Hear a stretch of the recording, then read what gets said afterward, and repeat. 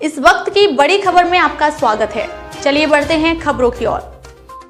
दुर्ग जिले में एक बार फिर बांग्लादेशी घुसपैठियों की पहचान कर उन्हें गिरफ्तार किया गया है। छावनी थाना पुलिस और एसटीएफ ने संयुक्त कार्रवाई करते हुए कैंप 2 क्षेत्र में किराए के मकान में रह रहे एक बांग्लादेशी पुरुष और महिला को पकड़ा है।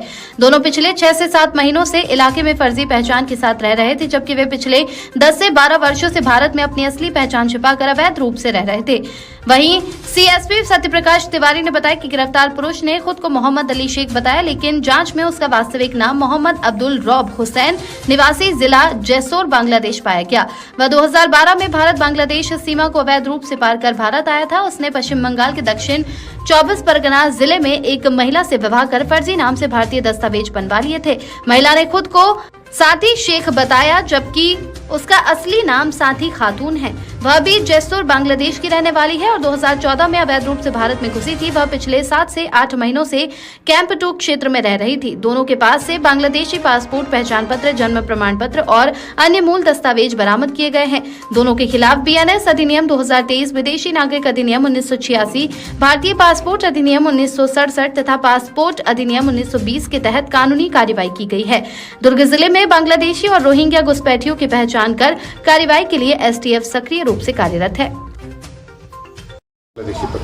देखिए, आज दुर्ग पुलिस एटीएस और छावनी थाना पुलिस के द्वारा अवैध बांग्लादेशियों के विरुद्ध प्रभावी कार्रवाई अभियान जो चलाया जा रहा है, उसके तहत कार्रवाई की गई है और उक्त कार्रवाई में 2 बांग्लादेशी नागरिक, जिसमें एक महिला और एक पुरुष है, उनको गिरफ्तार किया गया है। प्रथम दृष्टया जब ये जानकारी मिली एटीएस को कि कैंप 2 में किराए के मकान में 2 संदिग्ध बांग्लादेशी रह रहे हैं, जब उसकी तस्दीक की गई तो तस्दीक करने के दौरान उनसे उनका नाम पता पूछा गया। जो पुरुष था उसने अपना नाम मोहम्मद अली शेख और महिला ने साथी शेख बताया। दोनों रिश्ते में मामा और भांजी रहन बताए।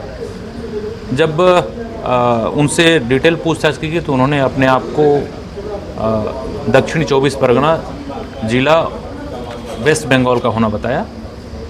जब उनके पास दस्तावेज और उनके मोबाइल का जो डॉक्यूमेंट्स थे, मोबाइल के जो कॉल डिटेल्स थे, जब उनकी चेकिंग की गई तो ये पाया गया कि दोनों के दोनों लगातार बांग्लादेश के कई नंबरों से बातचीत कर रहे हैं, नेट कॉलिंग और ईमो ऐप के माध्यम से।